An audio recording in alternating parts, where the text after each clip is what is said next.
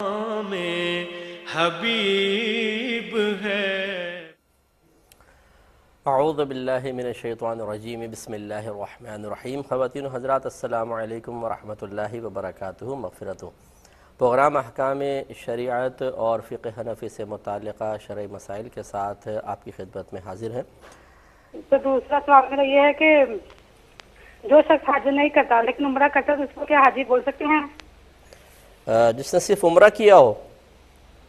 ہاں، تو اس کو لوگ حاجی حاجی بولتے رہتے ہیں۔ جیسے ہمارے یہاں یہ ہے کہ لوگوں نے عمرہ کیا لیکن سب انہیں حاجی بولنا شروع کر دیا ہے، تو کیا ہمیں حاجی بول سکتے ہیں؟ ٹھیک ہے، اور نے عمرہ کیا ہے لوگ اس کو بھی حاجی کہہ دیتے ہیں، تو کیا یہ صحیح ہے؟ تو یہ صحیح نہیں ہے۔ حج کرنے والے کو حاجی کہتے ہیں، اس میں فاعل کا صیغہ ہے حج کرنے والا،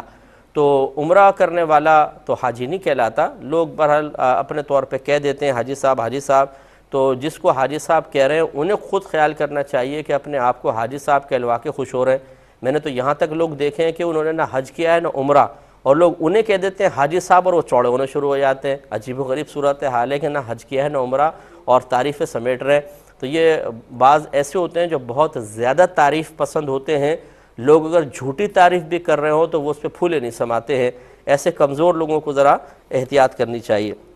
ایک سوال اور تھا کہ جو لوگ کریڈٹ کارڈ سے جاتے ہیں عمرہ یا حج کے لیے، تو وہ کئی لوگ کہتے ہیں کہ یہ قبول نہیں ہوتا، آپ قرض کی حالت میں جاتے ہیں تو قرض سے فارغ ہو کے آپ کو کرنا چاہیے یہ کام۔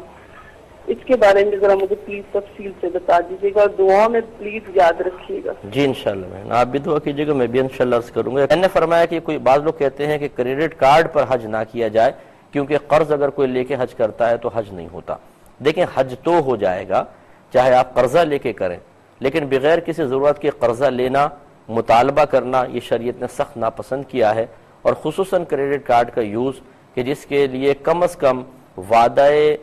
ادائیگی سود تو ہوتا ہی ہوتا ہے کہ اگر دیر ہو گئی تو ہم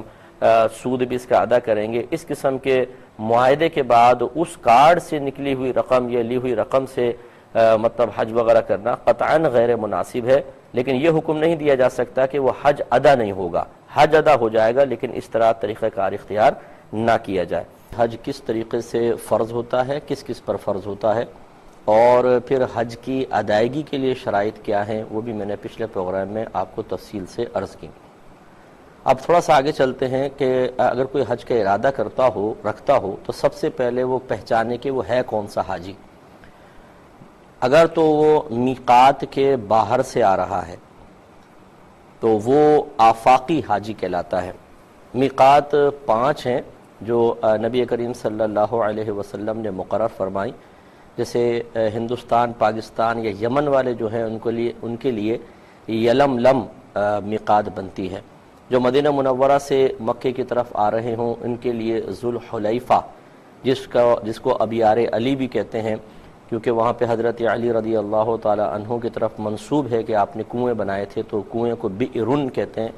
اور جمع اس کی ابیار ہے، تو ابیار علی بھی کہلاتے ہیں۔ شام کے جو لوگ آتے ہیں وہ جحفہ کے مقام سے احرام وغیرہ باندھیں گے، اس کو میقات کہتے ہیں۔ اور جو آتے ہیں یہ ریاض کی طرف سے، نجد کی طرف سے، تو قرن ایک مقام ہے جو ان کے لیے میقات بنتا ہے۔ اس طرح یہ جو میقات اصل میں وہ مقام ہوتا ہے کہ جہاں سے باہر سے اگر کوئی شخص اس میں داخل ہونا چاہتا ہے اور اس کا ارادہ ہے کہ وہ مکہ المکرمہ آئے گا، ڈائریکٹ مکہ آنے کا ارادہ ہو، فقہ حنفی کی روشنی میں چاہے یہ ارادہ حج کا ہو یا عمرے کا ہو، یا اس کے علاوہ کسی بھی ارادے سے انسان آ رہا ہو، کسی رشتہ دار سے ملنے، کوئی کاروباری معاملہ ہے، مثال کے طور پہ کوئی خریداری کرنے آ رہا ہے، لیکن اگر وہ میقات کے باہر سے آ رہا ہے تو اس پر احرام پہننا واجب ہو جاتا ہے۔ تو اس لیے میقات وہ مقام ہے کہ باہر سے آنے والا جو مکہ المکرمہ جانے کا ارادہ رکھتا ہو بغیر احرام کے نہیں گزر سکتا۔ تو آفاقی حاجی اسے کہتے ہیں کہ جو میقات کے باہر سے مکہ المکرمہ آنے کا ارادہ رکھتا ہو۔ دوسرے ہوتے ہیں حلی۔ حلی کو سمجھنے کے لیے سمجھ لیجئے کہ مکہ المکرمہ کے اطراف میں کئی میل تک پھیلا ہوا ایک ایریا ہے جس کو نبی کریم صلی اللہ علیہ وسلم نے حرم قرار دیا ہے۔ حرم کا مطلب محترم بھی ہے، اور حرم کا مطلب ہے کہ اس میں بعض چیزیں حرام ہیں، یعنی وہاں کی گھاس توڑنا، اگر حالت احرام میں ہے تو وہاں جانور وغیرہ کو مارنا وغیرہ وغیرہ. تو یہ چونکہ محترم ایریا ہے اور اس اعتبار سے بھی کہ اس میں کفار کا داخلہ منع کر دیا گیا ہے، اسے حرم کہتے ہیں. تو یہ مکے کی حدود سے باہر کافی بڑا ایریا ہے اور میقات کے اندر پڑتا ہے. تو اب جو میقات کے باہر سے حاجی آیا وہ آفاقی ہے، اور جو میقات کے اندر رہتے ہیں لیکن حرم سے باہر رہتے ہیں انہیں حلی کہتے ہیں. جیسے جدہ والے جو ہیں یہ حدود حرم سے باہر ہیں اور میقات کے اندر ہیں، اس لیے ان کو حلی کہیں گے، یہ حاجی حلی کہلاتے ہیں. اور تیسرے وہ جو حدود حرم کے اندر رہتے ہیں، اب چاہے وہ مکے سے تھوڑا باہر رہتے ہوں یا خاص مکۃ المکرمہ میں رہتے ہوں، انہیں مکی حاجی کہا جاتا ہے. تو گویا کہ حاجی تین طرح کے ہوتے ہیں، ایک مکی جو حدود حرم کے اندر رہتے ہیں، ایک حلی جو حدود حرم کے باہر لیکن میقات کے اندر رہتے ہیں، اور تیسرے آفاقی حاجی ہیں جو میقات کے باہر سے مکۃ المکرمہ کے لیے آتے ہیں. تین طرح کے حاجی. اب سب سے پہلے آپ جو حج کرنا چاہتا ہے وہ اپنے بارے میں سوچ لے کہ وہ کون سا حاجی ہے. اب یاد رکھیں کہ جو مکی حاجی ہوتے ہیں یعنی جو حدود حرم کے اندر رہتے ہیں، یہ صرف ایک حج کر سکتے ہیں جس کو حج افراد کہتے ہیں. یہ پہلے میں چلے انٹروڈکشن کرا دیتا ہوں کہ حج تین طرح کا ہوتا ہے. ایک حج افراد کہلاتا ہے، ایک حج تمتع ہے، ایک حج قران ہے. حج افراد کا مطلب یہ ہوتا ہے کہ صرف انسان حج کا احرام پہنتا ہے، اس میں عمرہ وغیرہ نہیں ہوتا، اس کی نیت صرف حج کے احرام کی ہے، یعنی ڈائریکٹ وہ حج کا احرام پہنتا ہے اور حج کرتا ہے. چونکہ وہ حج کو اکیلا کر دیتا ہے اس لیے اس کو حج افراد کہتے ہیں، یعنی عمرے سے علیحدہ کر کے اکیلا کر دیتا ہے، حج افراد اکیلا کرنا. اور حج تمتع وہ ہوتا ہے کہ جس میں انسان پہلے عمرے کا احرام پہنتا ہے، یعنی عمرے کی نیت سے احرام پہنتا ہے، پھر جب مکۃ المکرمہ جا کے عمرہ کر لیتے ہیں تو یہ احرام اتر جاتا ہے، یعنی پھر اتار دیتے ہیں. اس کے بعد پھر 8 ذی الحجہ کو حج کا احرام دوبارہ پہنا جاتا ہے. تو چونکہ اس میں اس حج کے ساتھ عمرے کا نفع بھی اٹھایا جاتا ہے تو تمتع معنی ہوتا ہے نفع اٹھانا، تو اس لیے اس کا نام حج تمتع رکھ دیا گیا. تو حج تمتع میں پہلے عمرے کا احرام پہنا جائے گا، عمرہ کرنے کے بعد پھر حلق وغیرہ کرا کر انسان احرام کی پابندیوں سے باہر ہو جائے گا. اس کے بعد 8 ذی الحجہ کو پھر حج کا احرام دوبارہ باندھا جاتا ہے. اور حج قران وہ ہوتا ہے کہ جس میں حج اور عمرے کا احرام ایک ساتھ باندھا جاتا ہے، یعنی دونوں کی ایک ساتھ نیت کر لی جاتی ہے. لہٰذا اس میں جب انسان جا کر عمرہ کرتا ہے تو عمرہ کرنے کے بعد پھر احرام کھولے گا نہیں، بلکہ یہ اسی احرام سے پھر وہ آگے چل کر حج کرے گا. یہ 3 حج ہوتے ہیں، حج کا احرام، حج تمتع پہلے عمرے کا پھر اس کے بعد حج کا، اور حج قران جس میں دونوں احرام کی ایک ساتھ نیت کی جاتی ہے. جو حج افراد کرتے ہیں ان حاجیوں کو مفرد کہا جاتا ہے، جو حج تمتع کرنے والے ہیں انہیں متمتع کہا جاتا ہے، اور جو حج قران کرنے والے ہیں انہیں قارن کہتے ہیں. سب سے افضل حج یاد رکھیں حج قران ہے. ہمارے آقا صلی اللہ علیہ وسلم نے اپنی حیات طیبہ میں فقط ایک حج کیا اور وہ حج قران تھا. تو یہ بڑا افضل حج ہے، اس میں دوہرا ثواب ہے، لیکن اس میں اگر جرمانہ عائد ہو جائے تو ڈبل جرمانہ ہوتا ہے، یعنی ایک دم کے بجائے 2 دم دینے پڑتے ہیں. اور اس میں سختی سے اعتبار سے ہے کہ عمرہ کرنے کے بعد مثال کے طور پہ آپ 2 ذی الحجہ کو مکۃ المکرمہ پہنچ گئے اور آپ نے عمرہ کر لیا، اب مینا کے لیے 8 ذی الحجہ کو جانا ہوگا.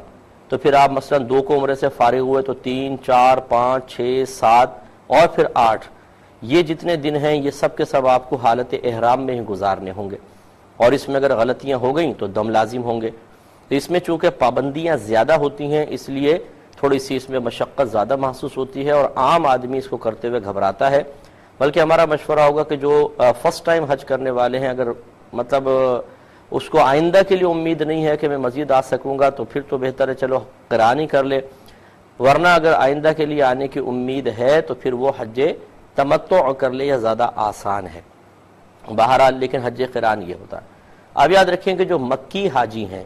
جو حدود حرم میں رہنے والے ہیں یہ صرف حج افراد کریں گے، یہ حج تمتع یا حج قران نہیں کریں گے. یعنی ایسا نہیں کر سکتے کہ یہ میقات کے باہر چلے جائیں، احرام پہن کر پھر دوبارہ اندر آ جائیں کہ چلو ہم حج تمتع کر لیں، حج قران. اگر ایسا کریں گے تو گناہگار ہوں گے اور ان پر دم لازم ہوگا. جو حلی حاجی ہیں یہ حج تمتع، حج قران، حج افراد تینوں کر سکتے ہیں۔ اسی طرح جو آفاقی حاجی ہیں باہر کے، وہ بھی تینوں قسم کے حج کر سکتے ہیں۔ حج کے سلسلے میں کہ حج 3 طرح کا ہوتا ہے، ایک حج افراد ہے، ایک حج تمتع ہے، ایک حج قران ہے۔ حج افراد میں صرف حج کا احرام باندھا جاتا ہے، حج تمتع میں پہلے عمرہ پھر حج ہے، اور حج قران میں ایک ساتھ دونوں کا احرام پہنا جاتا ہے۔ تو جو حدود حرم میں رہنے والے ہیں، جو مکی حاجی کہلاتے ہیں، یہ صرف حج افراد کر سکتے ہیں۔ حج تمتع یا حج قران کریں گے تو گناہ گار ہوں گے اور ان پر دم لازم ہوگا۔ اور باہر والے جو حاجی ہیں وہ تینوں قسم کے حج کر سکتے ہیں۔ اب آپ نے پہلے یہ فیصلہ کر لینا ہے کہ آپ کون سا حج کرنا چاہتے ہیں۔ اگر تو آپ حج افراد کرنا چاہتے ہیں، مثال کے طور پہ آپ پاکستان سے جا رہے ہیں، ہندوستان سے جا رہے ہیں، اور آپ نے حج افراد کا ارادہ کیا ہے، تو پھر آپ جب احرام پہنے تو صرف حج کی نیت کریں گے کہ میں اللہ کی رضا کی خاطر حج کی نیت کرتا ہوں، اللہ تعالیٰ اس کو میرے لیے آسان فرما دے اور میری طرف سے قبول فرما لے۔ زبان سے کہہ دیں الفاظ بہت اچھا ہے، ورنہ دل میں خالی نیت کر لیں گے تو ہو جائے گا۔ اور جو حج تمتع کرنا چاہتے ہیں وہ صرف عمرے کی نیت کر لیں، پھر وہاں جا کر آپ پہلے عمرہ کریں گے، عمرہ کرنے کے بعد پھر حلق وغیرہ کرا کے فارغ ہو جائیں گے۔ پھر مثال کے طور پر جیسے میں نے ابھی کہا 2 تاریخ کو یا 3 تاریخ کو آپ عمرے سے فارغ ہو گئے، پھر آپ عام سادہ کپڑے پہن کر 3، 4، 5، 6، 7، 8 تک ویسے آپ مکے میں رہیں۔ اس کے بعد پھر 8 ذوالحجہ کو دوبارہ آپ کو حج کا احرام پہننا ہوگا۔ اچھا، اب یہ حج کا احرام کہاں کہاں سے پہنیں گے یہ ذہن میں رکھیے گا کہ جو حج افراد کرنے والے ہیں، یہ تو اب یہ 3 طرح کے آپ کو بتائے تھے کہ ایک تو مکی حاجی ہے، یہ اس کے لیے افضل یہ ہوتا ہے کہ یہ مسجد حرام سے حج کا احرام پہنے۔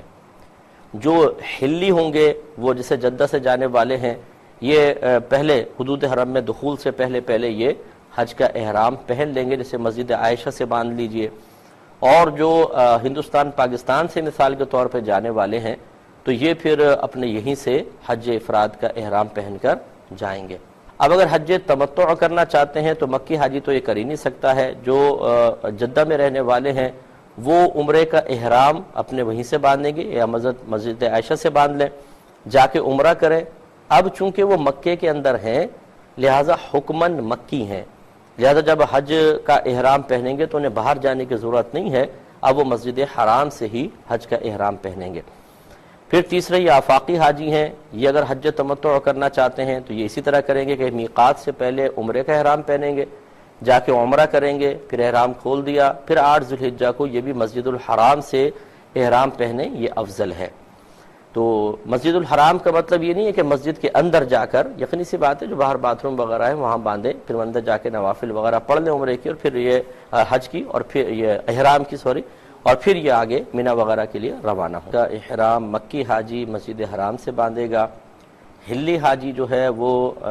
حدود حرم کے باہر سے جیسے مسجد عائشہ سے باندھ لے یا پھر اپنے جدہ سے باندھ کے نکلے، اور جو آفاقی حاجی ہیں جو میقات کے باہر سے آ رہے ہیں وہ میقات کے باہر سے ہی احرام پہن کر ہی جائیں گے۔ حج تمتع کرنے والے تو مکی تو حج تمتع نہیں کر سکتا، جو جدہ میں رہنے والے ہیں وہ پہلے عمرے کا احرام پہنیں گے مسجد عائشہ سے مثال کے طور پہ، یا جدہ سے ہی نیت کر لیں، اور اس کے بعد عمرہ کر کے احرام اتار دیں گے، پھر حج کا احرام وہ بھی مسجد حرام سے باندھیں۔ اور جو آفاقی حاجی ہیں جو باہر سے آنے والے ہیں وہ بھی اس طرح کریں گے، پہلے عمرہ کریں گے، اس کا احرام وہ میقات کے باہر سے باندھ کر آئیں گے، اور اس کے بعد پھر عمرہ کرنے کے بعد احرام کھول دیں گے، پھر 8 ذوالحجہ کو مسجد حرام سے احرام پہنے۔ حج قران کرنے والے مکی تو کر نہیں سکتا، اور جو جدہ میں رہنے والے ہیں یہ ایک ساتھ ہی چونکہ دونوں کی نیت کریں گے کہ حج قران میں حج و عمرے کی ایک ساتھ نیت کی جاتی ہے، تو یہ حرم کے باہر سے ہی کریں گے، چاہے مسجد عائشہ سے کر لیں یا اپنے جدہ سے احرام پہن لیں۔ اور اسی طریقے سے آفاقی حاجی ہیں کہ میقات کے باہر سے ہی وہ دونوں کے احرام کی نیت کریں گے۔ تو یہ کچھ مسائل ذہن میں رکھیے۔ اب ایک اور مزید یہ ہے، میں عرض کرتا ہوں باللہ من الشیطان الرجیم بسم اللہ الرحمن الرحیم۔ خواتین حضرات السلام علیکم ورحمۃ اللہ وبرکاتہ و مغفرہ۔ حج کا بیان آپ کے سامنے چل رہا تھا، آپ کو بتایا تھا کہ حج کی 3 اقسام ہوتی ہیں، ایک حج افراد کہلاتا ہے، ایک حج تمتع ہے، اور ایک حج قران ہے۔ حج افراد میں صرف حج کا احرام باندھا جاتا ہے، اس میں عمرہ نہیں ہوتا ہے، اور حج تمتع میں پہلے عمرے کا احرام پہنتے ہیں، پھر عمرے کی ادائیگی کے بعد احرام کی حالت سے باہر آ جاتے ہیں، اور پھر 8 ذو الحجہ کو دوبارہ حج کا یعنی اب دوبارہ احرام پہنتے ہیں جو حج کی نیت سے ہوتا ہے۔ اور تیسرا حج قران ہوتا ہے، اس میں عمرے اور حج کا ایک ساتھ احرام پہنتے ہیں، یعنی ایک ساتھ نیت کر لیتے ہیں، لہٰذا جا کے عمرہ کریں گے اور اس کے بعد حالت احرام میں باہر نہیں آ سکتے، 2 دن 4 دن جتنا آپ حرم میں ٹھہرے، اس کے بعد 8 ذو الحجہ کو مینا کی طرف اسی احرام میں روانہ ہوں گے۔ تو چونکہ حج قران میں مشقت بہت زیادہ ہے، اس میں ثواب بھی زیادہ ہوتا ہے، ہمارے نبی کریم صلی اللہ علیہ وسلم نے اپنی حیات طیبہ میں ایک ہی حج فرمایا اور وہ حج قران تھا، لہذا اگر پاسبل ہو تو حج قران کر لیں، بہت بہتر ہے۔ حج تمتع اکثر ہمارے ہندوستانی پاکستانی بھائی جو ہیں یا جو میقات کے باہر سے اندر جاتے ہیں وہ اکثر حج تمتع کرتے ہیں۔ تو حج تمتع سے ہی میں اس کا آغاز کرتا ہوں کہ پہلے یقینی سی بات ہے کہ ہم عمرے کا احرام پہنیں گے۔ جب کوئی انسان حج پہ جانے کا ارادہ کرے، اللہ تبارک و تعالیٰ کے کرم سے اس کا نام وغیرہ قرآن اندازی میں آ جائے، یا جیسے وہ پرائیویٹلی جا رہا ہے، کوئی پرابلم نہیں ہے، جتنے بھی لوگ جیسے باہر کے ملک میں اکثر ایسی ہوتا ہے کہ سبھی جا سکتے ہیں،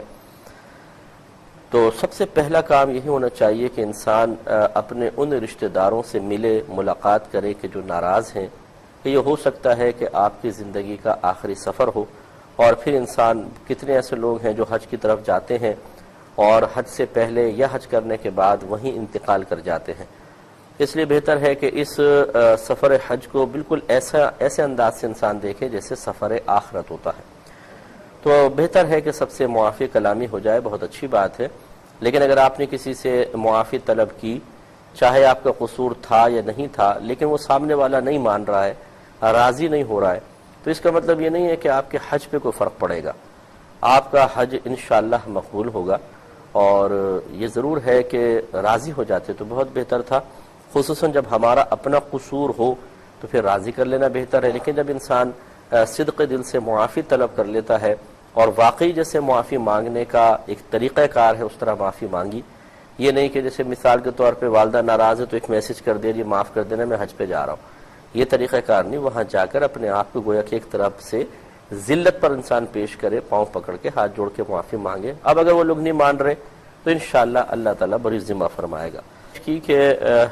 جب کوئی حج کا ارادہ کرے تو بہت بہتر ہے کہ پہلے معافی طلب کر لے۔ اب سامنے والا اگر معاف نہیں کر رہا تو آپ بری ذمہ ہیں، انشاءاللہ اللہ تعالیٰ درگزر فرمائے گا۔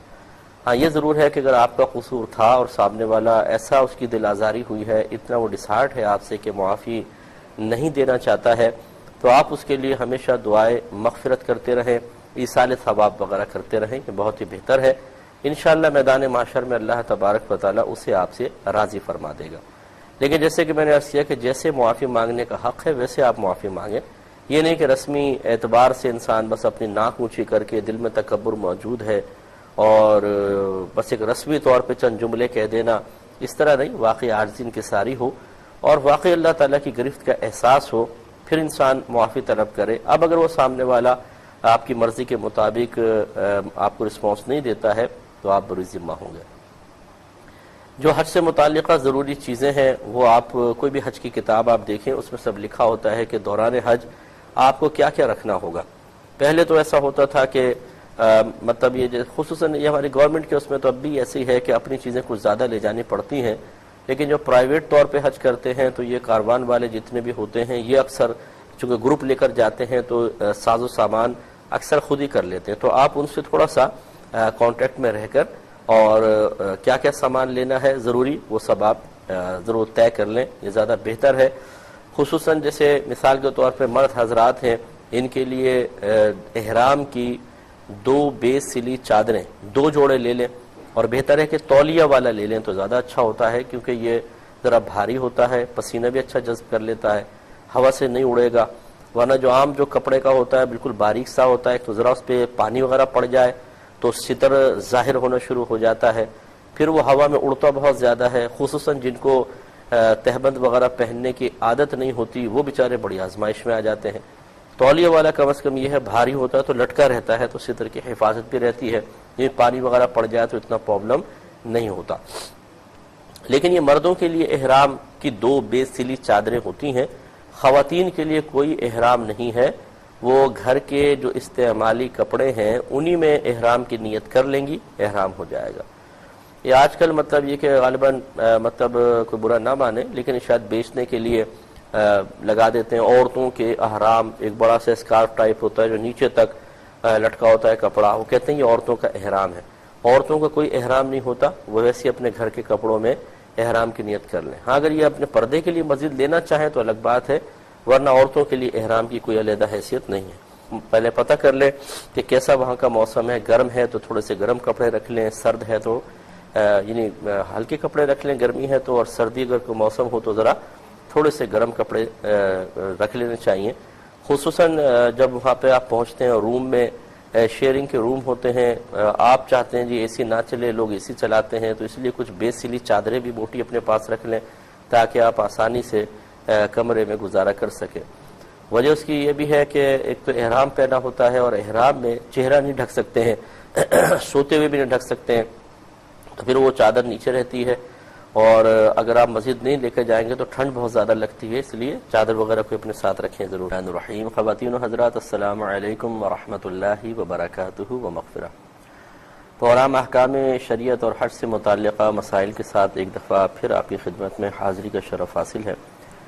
پچھلے پروگرام میں آپ کو بتایا تھا کہ حج کی تھوڑی سی تفصیل حج تمتع کی روشنی میں آپ کی خدمت میں عرض کرتے ہیں، پھر انشاءاللہ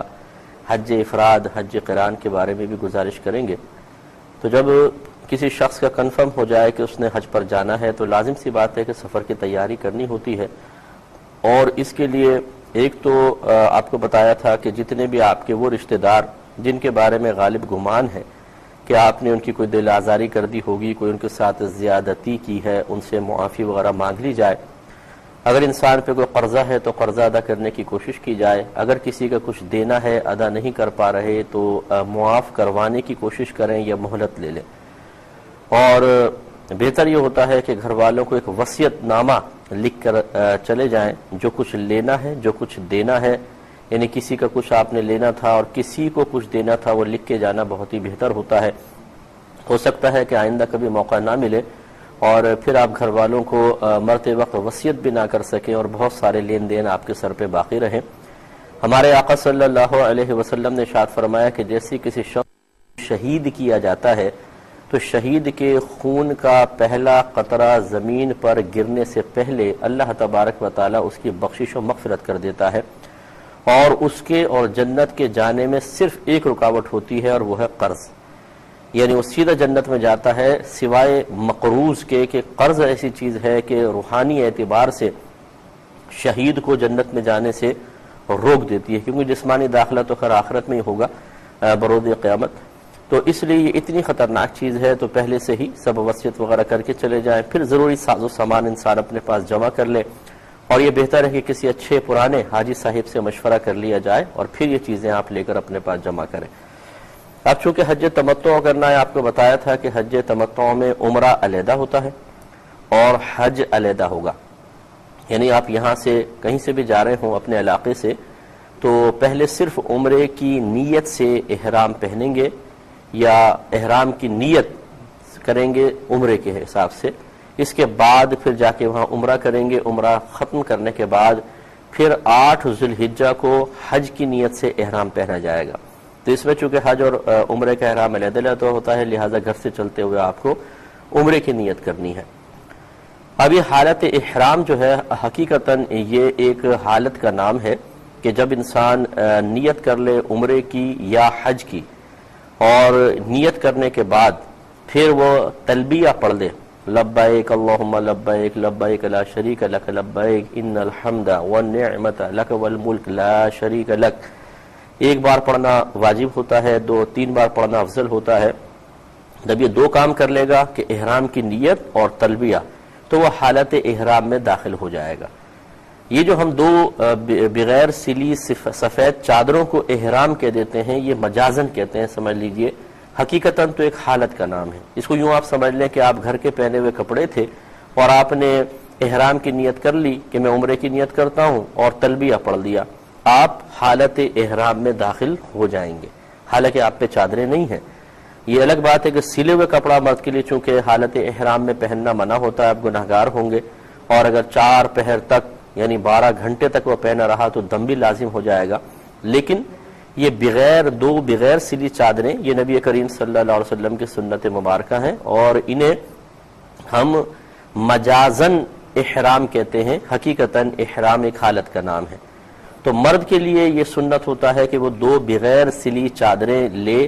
یعنی سلا و لباس نہ ہو، یہ اس کے لیے واجب ہے کہ وہ بغیر سلا و لباس پہنے اور پھر احرام کی نیت کرے۔ تو اس میں پھر یہ کہ بغیر سلا ہوئے میں 2 چادریں جو سرکار کی سنت ان کو استعمال کر لیا جاتا ہے۔ اس کو اور آسانی سے آپ یوں سمجھ سکتے ہیں کہ دیکھیں خواتین انہی گھر کے جو استعمالی کپڑے ہوتے ہیں انہیں پہنے احرام کی نیت کرتی ہیں۔ تو معلوم یہ ہوا کہ مطلب چادروں کا حقیقتاً احرام سے براہ راست کوئی تعلق نہیں، احرام ایک حالت کا نام ہے کہ جب انسان اس حالت کو اپنے اوپر نیت کے ساتھ اور تلبیہ کے ساتھ طاری کر لیتا ہے تو اس کے لیے بہت ساری چیزیں حرام ہو جاتی ہیں، گویا کہ وہ خود حرام کر رہا ہوتا ہے اپنے آپ پر، اس لیے اس کو حالت احرام کہتے ہیں، حرام کر دینے والی ایک حالت۔ تو 2 بغیر سلی چادریں پہن کر پھر انسان حالت احرام کی یعنی احرام کی نیت کرے گا۔ عمرے کا ارادہ مکمل ہو جائے تو پھر انسان پہلے غسل وغیرہ کرے اچھی طریقے سے، جسم کی جو ضروری صفائی وغیرہ ہے وہ بھی انسان کر لے، اور مردوں کے لیے بہتر یہ ہے کہ اپنا حلق کروا لیجئے گا، گنجے ہو جائے گا کوئی بات نہیں، وہاں پہ جا کر بھی ہونا ہی ہے۔ اس کا فائدہ یہ ہوتا ہے کہ اگر آپ حالت احرام میں ہیں اور آپ کے بال ہیں، آپ وضو کر رہے ہیں مثال کے طور پہ، مسح کیا تو بال ٹوٹ جاتے ہیں، ویسے بھی بال جھڑ جاتے ہیں، تو اس لیے بہتر یہ ہوتا ہے کہ اگر آپ حلق کروا لیں گے تو اس طریقے سے بار بار بال کے ٹوٹنے کی وجہ سے اور پھر اس کے بعد جو صدقہ یا کفارہ وغیرہ لازم آتا ہے اس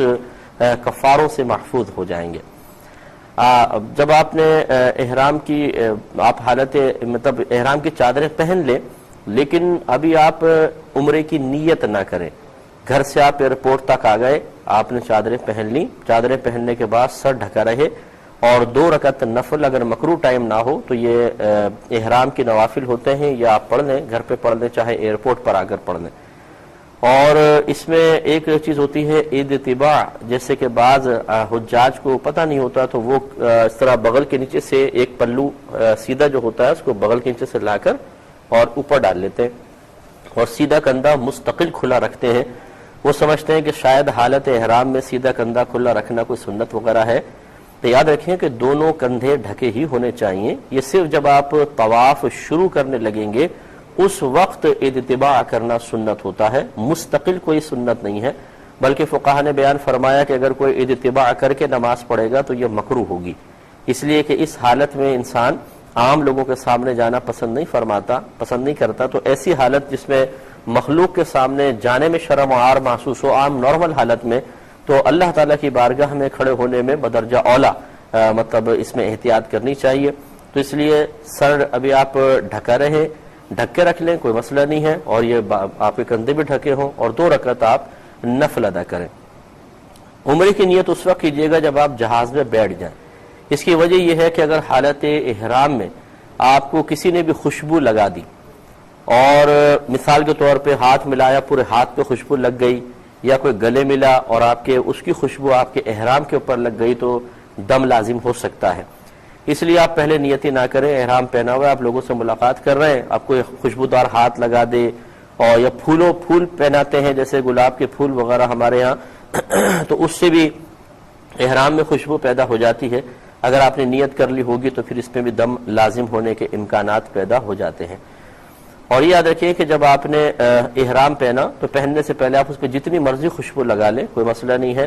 لیکن جب آپ پہن چکے اور عمرے کی نیت کر چکے یعنی حالت احرام میں داخل ہو چکے، اس کے بعد مزید کسی قسم کی خوشبو استعمال نہیں کر سکتے ہیں۔ پھر جب آپ جہاز میں بیٹھ جائیں سب سے ملاقات کر کے اور پھر جہاز فضا میں پرواز کر جائے، پھر آپ آرام سے عمرے کی نیت کریں۔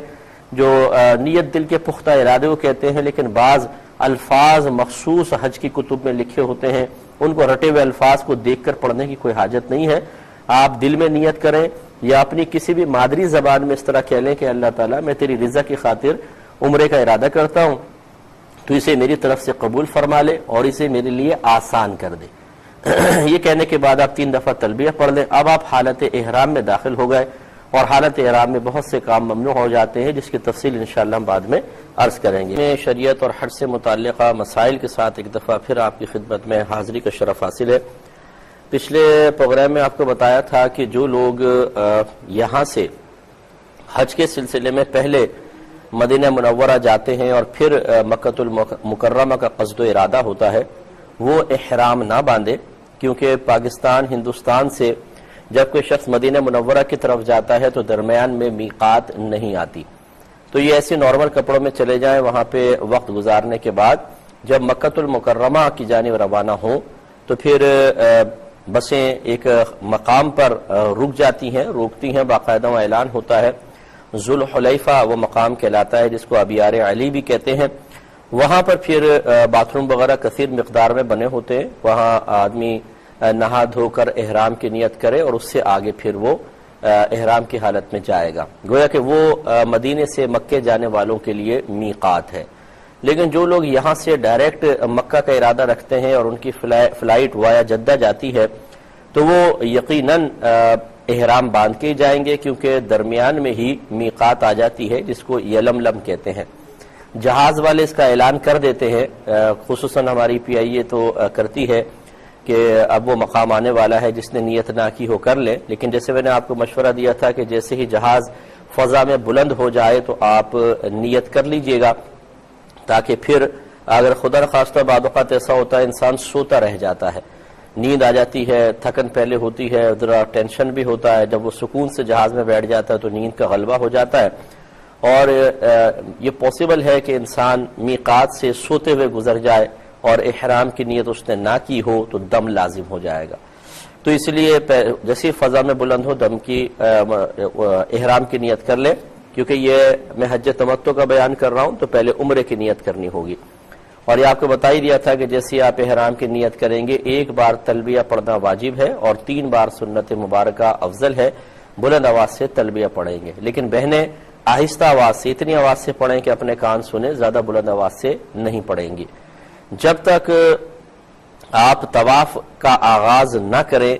آپ تلبیہ کثرت سے پڑھتے رہیں کہ تلبیہ اللہ تبارک و تعالیٰ کے نزدیک حالت احرام میں آ جانے کے بعد سب سے افضل ترین ذکر ہے اور اس کو ہمیں کثرت سے پڑھنا چاہیے. جدہ اترنے کے بعد میں نے آپ کو پہلے بتایا تھا کہ انسان کو چاہیے کہ حج پر جانے سے قبل اپنی باطنی تربیت کا اہتمام ضرور کر لیں. اس میں چند چیزیں ضروری ہوتی ہیں. ایک صبر انتہائی ضروری ہے. اگر طبیعت میں جلال زیادہ ہے، بے صبری کی عادت ہے، فوراً ہی زبان سے کلمات نکلنا شروع ہو جاتے ہیں، جلال آ جاتا ہے، انسان جھگڑنا شروع کر دیتا ہے، گالی گلوچ زبان سے نکل جاتی ہے، تو یاد رکھیں کہ یہ عادات حج کے سفر سے پہلے تبدیل کرنا انتہائی ضروری ہے، کیونکہ وہاں پر تو قدم قدم پر امتحان ہے. رش بھی ہوتا ہے، کوئی پاؤں رکھ دیتا ہے، کوئی کچھ ہو جاتا ہے، کوئی کیسا مسئلہ، گرمی ہے، لائنیں لگی ہوئی ہیں، استنجا وغیرہ کے لیے جاتا ہے آدمی، وہاں پرابلم آ جاتی ہے. تو اس طرح کے اگر کوئی بے صبرے لوگ ہوں گے، گالی گلوچ کرنے والے، جھگڑا کرنے والے، ایسے مقام پہ اپنی طاقت کا اظہار کرنے والے، دنیا میں مطلب وہاں جانے سے پہلے اس مقام پر غریبوں کو، مظلوموں کو دبانے کی عادت رکھنے والے، تو وہاں پر جا کر پھر ایک دم تو یہ عادات ختم نہیں ہوتی اور کچھ ہی عرصے میں انسان خراب عادتوں کو روکتے اچانک ان کا پھر ظہور شروع کر دیتا ہے، اظہار کرنا شروع کر دیتا ہے اور گناہگار ہوتا ہے. اور جیسے میں نے آپ کو بتایا تھا کہ نبی کریم صلی اللہ علیہ وسلم نے حج کی مقبولیت کو مقید اور مشروط کر دیا ہے ان تمام چیزوں کے ساتھ کہ انسان وہاں گناہ نہ کرے، لڑائی جھگڑا نہ کرے، وہاں فتنہ فساد نہ کرے، تب کہیں جا کے اس کے لیے حج کی مقبولیت کے ظاہری امکانات پیدا ہو جاتے ہیں. باقی قبول فرق کرنے والا یا نہ کرنے والی ذات تو اللہ تبارک و تعالیٰ کی ہے. اس لیے صبر و تحمل بہت ضروری ہے. خدمت میں عرض کر رہے تھے کہ صبر و تحمل بہت ضروری ہے. اسی طریقے سے اگر وہ خدا نخواستہ بد نگاہی کا عادی ہے کہ اس کی نگاہ آزاد نہیں رہتی ہے، عورتوں پہ نگاہ ڈالتا ہے، تو اسے بھی بہت زیادہ اس کی پہلے سے ہی پریکٹس کرنی چاہیے، دل میں خوف خدا پیدا کرنا چاہیے، مکۃ المکرمہ حرمین شریفین کا ادب و احترام دل میں پیدا کرنا چاہیے، اللہ تبارک و تعالیٰ کے ہم وقت دیکھنے کا احساس زیادہ سے زیادہ جانے سے پہلے بڑھانا چاہیے، کیونکہ وہاں پر پورے ورلڈ سے لوگ آئے ہوتے ہیں، مختلف رنگت والے لوگ ہیں، مختلف چہرے والے لوگ ہیں اور مختلف لباسوں والے لوگ ہیں. تو یہ ہوتا ہے کہ نفس جب کوئی جدید شے دیکھتا ہے تو اس کی طرف ذرا مائل ہوتا ہے. کلو جدید لذیذ، یہ مشہور مقولہ بھی ہے کہ ہر جدید لذیذ سا محسوس ہوتا ہے اور نفس کے لیے اس میں اٹریکشن ہوتی ہے. تو اکثر ایسے ہی ہوتا ہے کہ پھر نگاہوں کی حفاظت نہیں ہو پاتی. آدمی طواف کرتے ہوئے بھی بد نگاہی کر رہا ہوتا ہے. یعنی دیکھنا کوئی بد نگاہی نہیں ہے، جان بوجھ کر نظر ڈالنا اور نظر ڈالنے کے بعد پھر ذہن میں آنے والے غلط خیالات کو جگہ دے دینا، یہ خطرناک ہے اور باقاعدہ بہت بڑا گناہ ہے. اور وہ ایک ایسا مقام ہے کہ اللہ تبارک و تعالی، ہمارا عقیدہ ہے کہ ہم وقت کائنات کے ذرے ذرے کی طرف ایک ساتھ متوجہ ہے، اور یہ توجہ نہ اس کو تھکاتی ہے، نہ اس کو غفلت میں مبتلا کرتی ہے، نہ اس کے لیے کوئی مشکل ہے. لیکن جو وہاں پر لوگ جاتے ہیں، اللہ تبارک و تعالی کی رحمت خصوصی طور پہ ان کی طرف متوجہ ہوتی ہے. اور اس وقت جبکہ اللہ تبارک و تعالی کی خصوصی رحمت کی نگاہوں میں انسان ہو اور پھر اس قسم کی حرکات کرے، تو کوئی ہمیں پہچانے نہ پہچانے، کوئی ہماری قلبی نیت پر آگاہ ہو یا نہ ہو، اللہ تبارک و تعالی نگاہوں کے مفہوم کو اور نیتوں کو اور ان کے بعد آنے والے قلب یا ذہن میں خطرات کو اچھی طریقے سے جانتا ہے. تو ایسا نہ ہو کہ انسان تھوڑی سی نفسانی خواہشات کے تابع ہو کر اور اس طرح گناہ کر بیٹھے. تو اس لیے اچھی طریقے سے انسان کو چاہیے کہ اپنی نگاہوں کو جھکا کر رکھنے کی عادت کو پختہ کرنے کے بعد وہاں پہنچے. اور وہاں پر بھی اگر خدا نخواستہ کبھی نگاہ اڑ جائے، کسی کے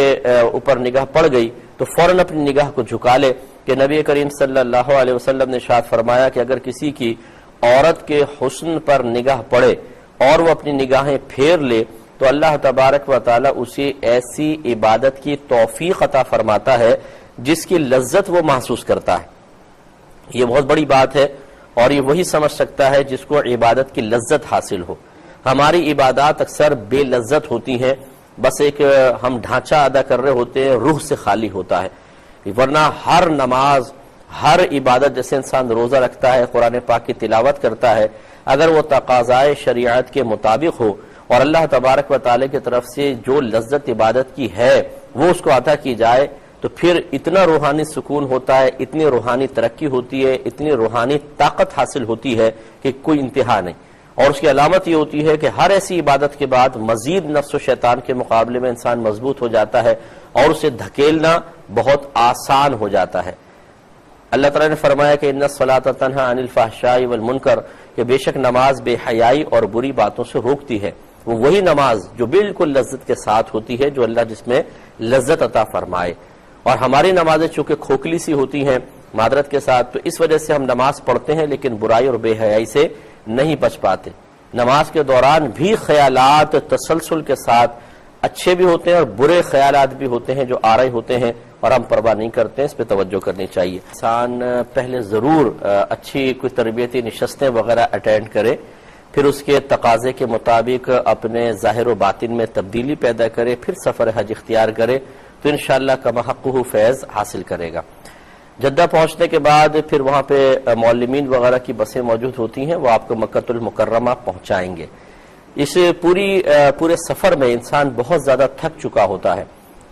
پہلی مرتبہ سفر کرنے والے جب وہاں پہنچتے ہیں تو نفس بے قرار ہوتا ہے کہ ہم حرم جائیں، کعبۃ اللہ دیکھیں، طواف کریں. تو اکثر لوگوں کو دیکھا ہے کہ فوراً سامان رکھ کے وہ تیزی کے ساتھ حرم کی طرف جانے کی کوشش کرتے ہیں. اب پہلی تھکن سے چور ہوتے ہیں، وہاں جاتے ہیں، تھوڑی دیر دیکھ تو لیتے ہیں لیکن اس کے بعد جب پھر طواف وغیرہ شروع کرتے ہیں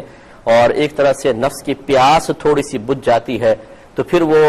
عمرہ پورا کرنا انتہائی دشوار ہو جاتا ہے. اور پھر جب جسم ساتھ نہ دے رہا ہو، تھکن غالب ہو، اندر سے باطن سے کچھ کوفت کا بھی انسان شکار ہو، تو پھر لذت عبادت کبھی حاصل نہیں ہو سکتی. اس لیے اچھی طریقے سے یاد رکھیں کہ وہاں پہنچنے کے بعد فوری طور پہ عمرہ کرنا کوئی واجب نہیں ہے. آپ آرام سے وہاں پہنچیں، اپنے ہوٹل کے روم میں پہنچیں، سامان رکھیں اور اچھی طریقے سے نیند پوری کر لیں. نیند پوری کرنے کے بعد پھر آپ کو اگر بھوک وغیرہ لگ رہی ہے تو کھانا وغیرہ کھائیں. غسل کرنا ہو تو غسل کر لیں. جیسے آپ کو بتایا تھا کہ حالت احرام غسل کرنے کی وجہ سے کوئی ختم نہیں ہو جاتی. نہ مردوں کے لیے ان دو بے سلی چادروں کو حالت احرام میں اتار دینا یہ احرام سے باہر آ جانا ہے، بلکہ آپ کو سمجھایا تھا کہ حلق کروائیں گے یا قصر کروائیں گے تو حالت احرام سے باہر آئیں گے. لہٰذا مرد غسل کر سکتے ہیں, خواتین غسل کر سکتی ہیں بالکل فریش ہو جانے کے بعد, جب نیند کا غلبہ بھی ختم ہو جائے, بھوک وغیرہ بھی نہ ہو. کہ یہ دو وہ چیزیں ہیں کہ جن کے بارے میں خصوصی طور پر نبی کریم صلی اللہ علیہ وسلم نے نماز کی ادائیگی کے سلسلے میں تلقین فرمائی کہ آپ نے ایک تو یہ بیان فرمایا کہ جب نیند کا غلبہ ہو تو نماز مت پڑھو, اور یہ بھی تلقین آپ کی موجود ہے کہ کھانے پینے کی جب حاجت ہو تو انسان کو چاہیے کہ نماز نہ پڑھے, پہلے کھائے پیے پھر نماز پڑھے. یہ اسی طرف اشارہ ہے کہ جب آپ نیند کے غلبے میں ہوں گے, جھونکا لے رہے ہوں گے, کوئی صحیح طریقے سے عبادت ادا نہیں کر سکیں گے, بھوک سخت لگ رہی ہوگی, تو طواف کے دوران بھی ذکر الہی کم اور اندر سے آواز آ رہی ہوگی بھوک بھوک کھانا کھانا, تو پھر یہ مناسب نہیں. تو یوں نیند سے بھی آپ فارغ ہو کر اور کھانا پینا کھا لیا, اب بالکل فریش ہو کر اب آپ جائیں اور عمرہ کریں. دیکھیے اس عمرے میں کتنی لذت ملتی ہے اور کتنا مزہ ملتا ہے. اور پھر یہ بھی یاد رکھیں کہ جب نفس کسی چیز کے لیے بڑا بے قرار اور بے چین ہو اس وقت اس کو روکیں.